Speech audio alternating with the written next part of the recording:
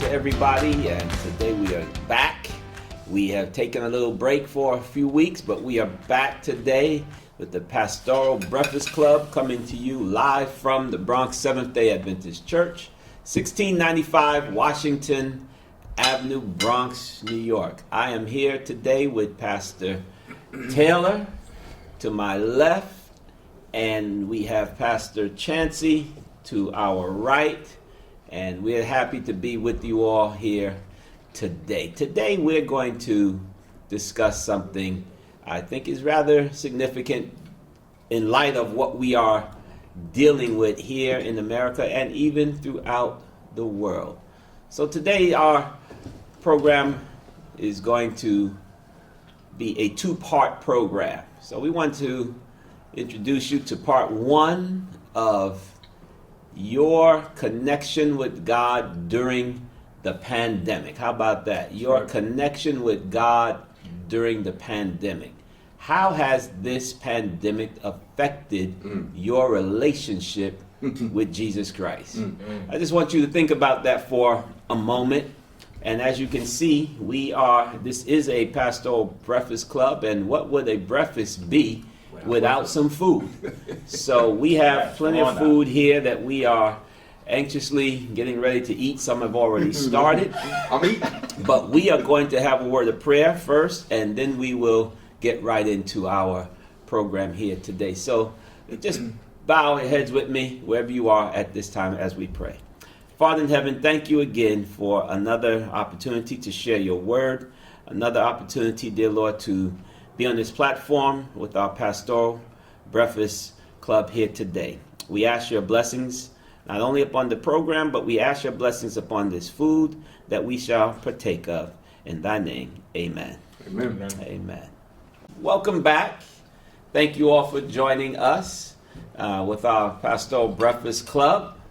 And today, as always, we are surrounded by some good food. Amen. Today, we have a combination of a couple things from America. We have some Caribbean things. We have some hash browns, some vegetarian patties, and, sausages. Some call them sausages, but they are vegetarian. I want everybody to know that. And Pastor Chancey was good enough to make some eggs. I don't know if they come from Texas. Are these Texas eggs or Philly eggs? Like I'm not sure. And then we have some good old porridge. Oh, man. Hominy. Some of you know it, hominy, the corn hominy porridge. Good old stuff from the islands there. I enjoy that, yes. As a matter of fact, I made it today. How about that? Yeah. Somebody, It's good. little kid born in Chicago making porridge from the Caribbean. That's right. But Come on now. how you guys enjoying it? Oh, it's good. It looks like it because Yeah, you it's guys good. just about done. Okay. Yeah, about to get more. Today we're going to be discussing, we've been in this pandemic for about 8-9 months now. And although they are saying they're coming very close to a vaccine that should help all of us, of course there's a lot of skepticism surrounding that, but we'll see how that goes. But the real question is, how has this pandemic affected us in terms of our relationships with each other, family relationships, relationships in the church, relationships on the job? I was listening to the radio earlier today, and they had psychologists speaking about how it has affected homes, marriages, the stress that it has put on families and so forth. So there's lots of different ways how this pandemic has affected us. But I want to hear from you guys. You're not able to get out, socialize. Even now, here we are just a few days from Thanksgiving, and we're told we cannot have large gatherings, be with family members the way we are accustomed to. How does that work? How does that affect you, Pastor Chancey? So, basically with this pandemic, It's been a big challenge for me. One of the things about me, I'm a very social being, and I know we have social media. You can connect with people through, Instagram, Facebook, Snapchat, and some of the other platforms that are out there. But I've never really been a social media person. I remember back in 2007, that was the first time I encountered email.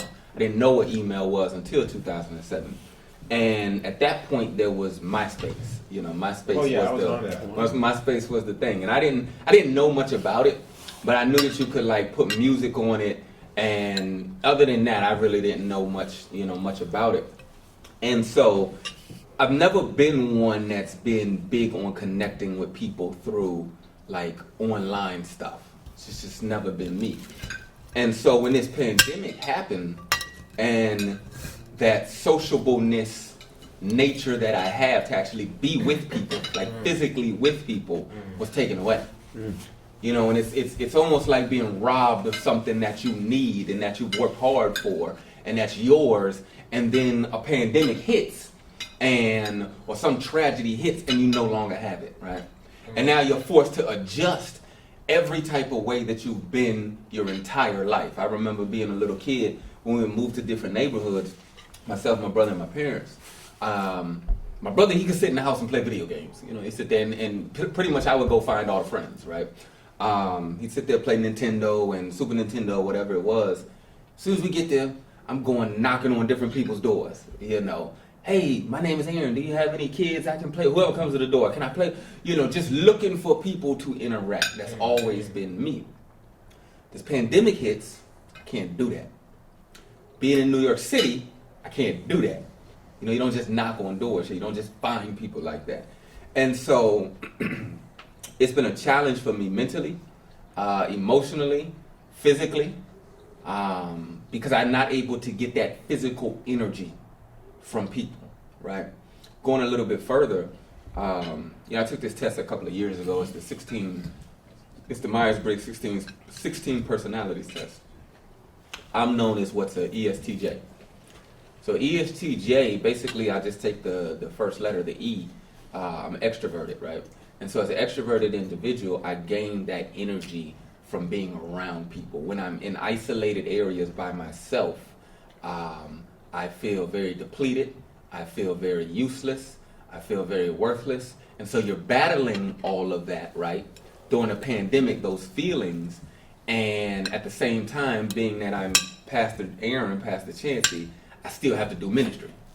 But I'm battling the fact of, I'm struggling every day just with my own self-worth and if there was no pandemic, because I'm able to interact and gain energy from people like that, I don't have that issue at that point, but it's like everything just hits me in the head, and every day I'm trying to fight it, and so it's been, that's a tidbit, and I'll cover more later. So let me ask this. For the person who's watching, and Pastor Taylor, you can answer this as well, based on what we just heard, the challenge of being quarantined, in essence. Yep.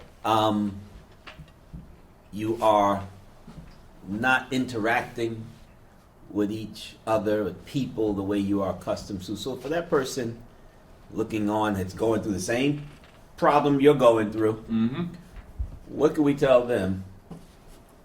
How can they interact with people? What can we tell them to help them get through that moment, that challenge? Because we're all going through the same thing. I'm going through the same situation, even as relates to interacting with our church members, where we were used to going to people's homes physically, visiting. We cannot do that. So what have you done perhaps to kind of overcome those challenges? Either one of you. I mean, I think majority of since the pandemic hit, the majority of a lot of time was spent on calculating how to overcome these challenges. You know, because everything, you know, the numbers rise, you know, all these different restraints, et cetera, et cetera, et cetera.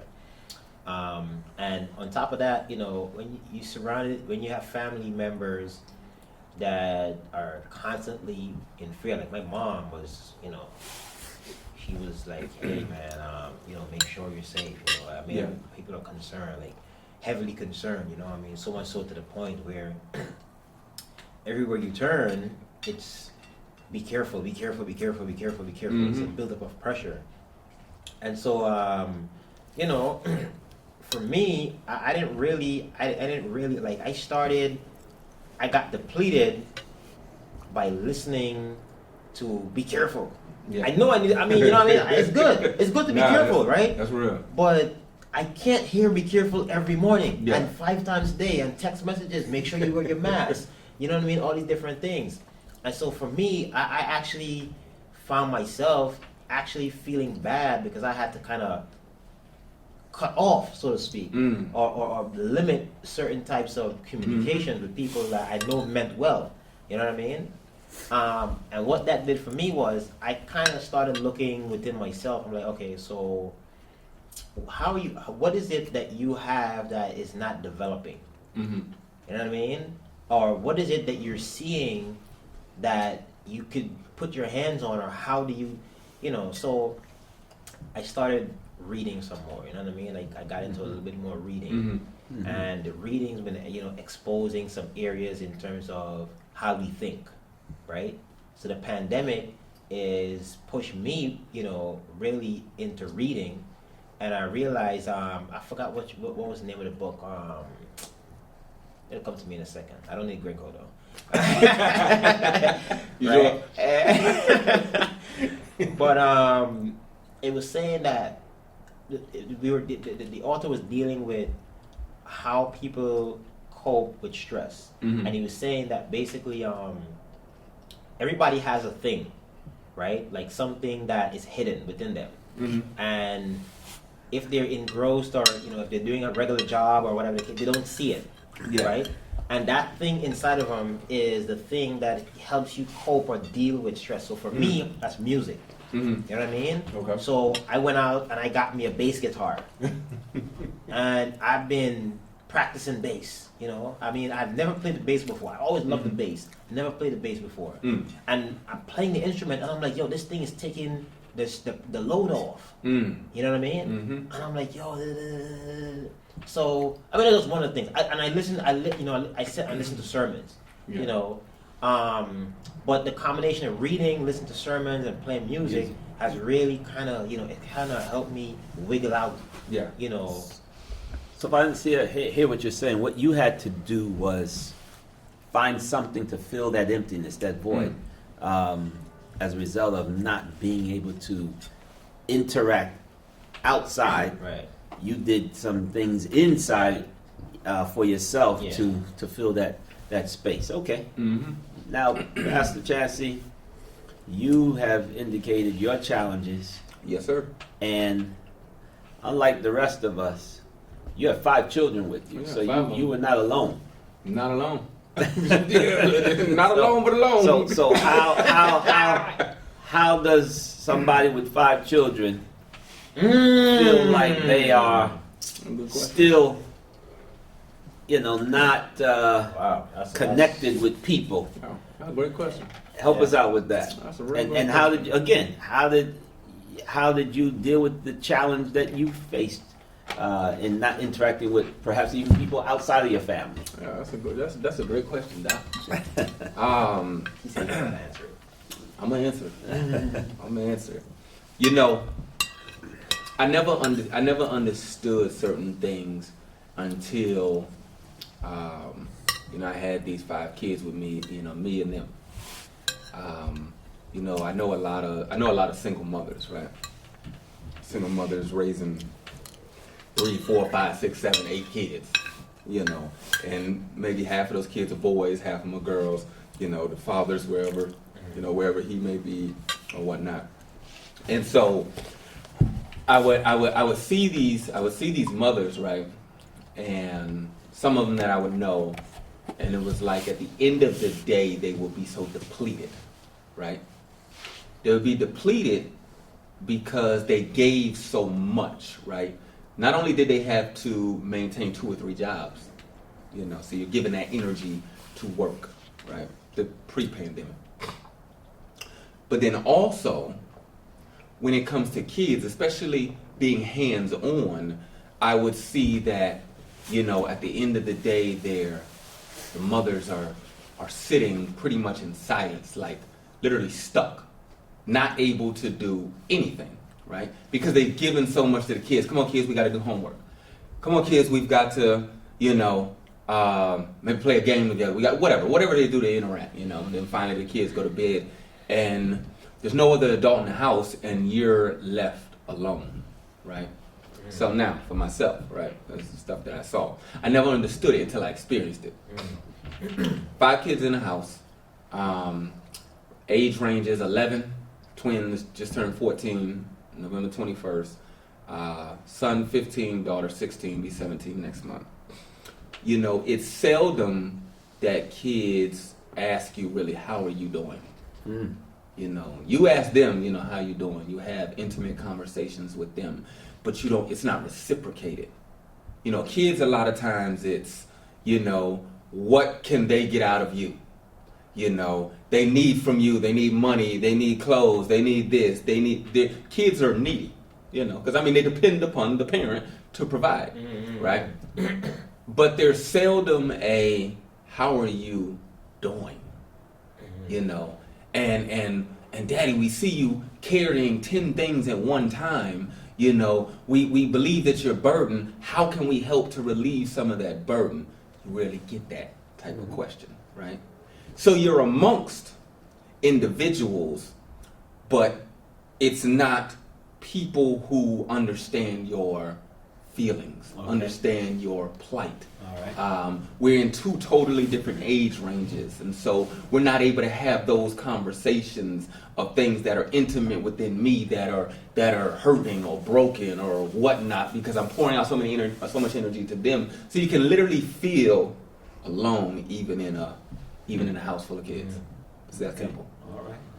That's simple. It's heavy. Well, for me, the challenge has more affected how I go about my work. Okay.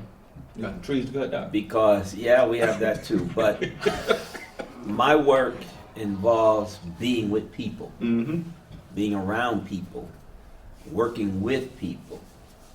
And we're not able to do that as we have been accustomed to. So, but what I've done to remain connected, as to not lose that connection during this pandemic.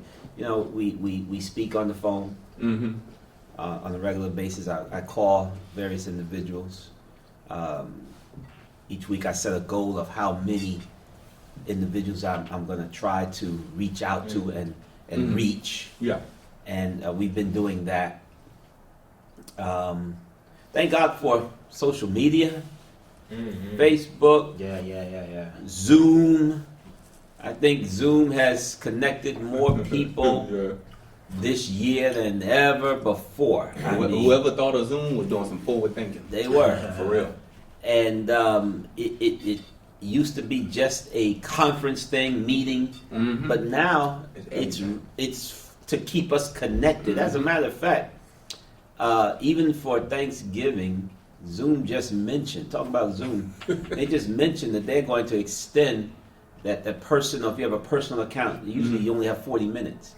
They're extending that unlimited time for Thanksgiving? On Thanksgiving Day. Wow. So just something to be mindful of for those of you who want to connect with your families through Zoom. You don't have to worry about paying for additional time. They're going to give it to you this Thanksgiving if you need that. But these are the ways we had to overcome the problem, the issue of not being connected. And it's not easy because you got to remember God created us to be sociable. Social beings. Yeah.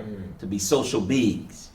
And you take that away, you're taking something away that God gave you. Yeah. And who are we to take away what God has given to us? So that just goes to show you how important being connected is to one another. Yes, there are challenges. You don't like it. I don't like it. You don't like it. Most of our people don't like it. You know, I remember when we were talking about reopening the church, there were individuals who were a little nervous about it, a little skeptical, but at the same time, there were many people who says we want it open because they miss the interaction. Yeah, definitely. They miss the sociableness that we have been accustomed to, and so forth. So I just want to encourage everybody who's watching to know there are ways to get around this challenge. You heard about reading, finding other things to do with yourself to find fulfillment, to de-stress. It's been stressful. You all know that I enjoy the outdoors. I enjoy outdoor work. I do all of my gardening. Well, my wife does most of that part. I just keep the yard together, clean. I do it myself. I spend a lot of time out in my yard trying to take care of it and so forth. Well, I do that not just to save money. You know, I do that because it helps relieve stress. Yes.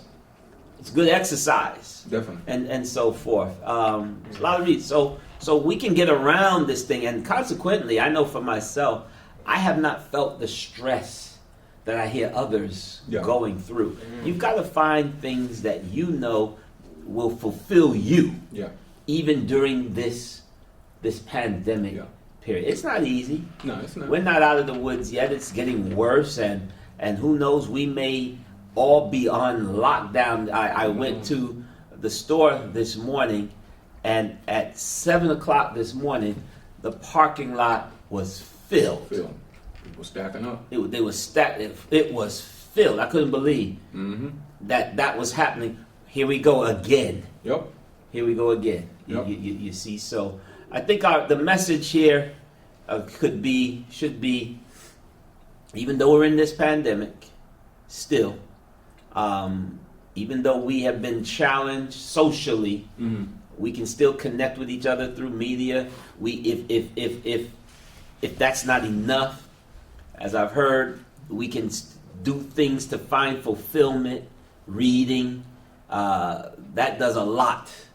I find myself doing more reading, more studying the Word, and we'll talk about that a little later. But all of that has helped to get us through this pandemic. So to those who are watching this today, you can get through it.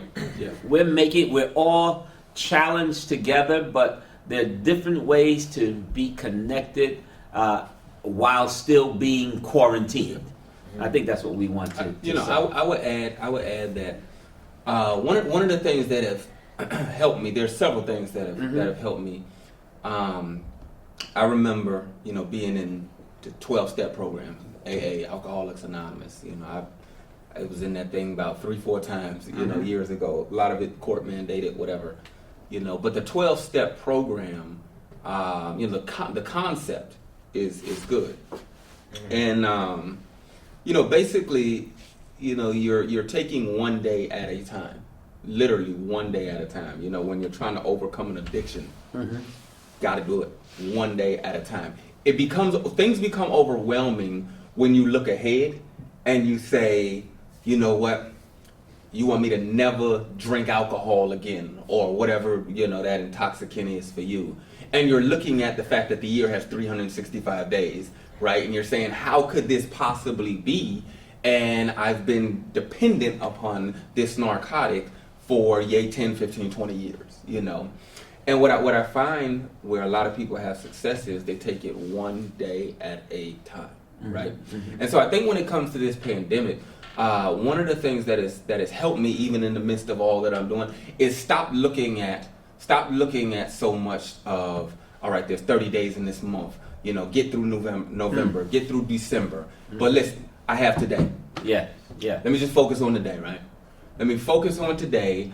Sometimes I may have to even turn off the news, because Facts, that can be facts, extremely, facts, extremely facts, overwhelming. facts.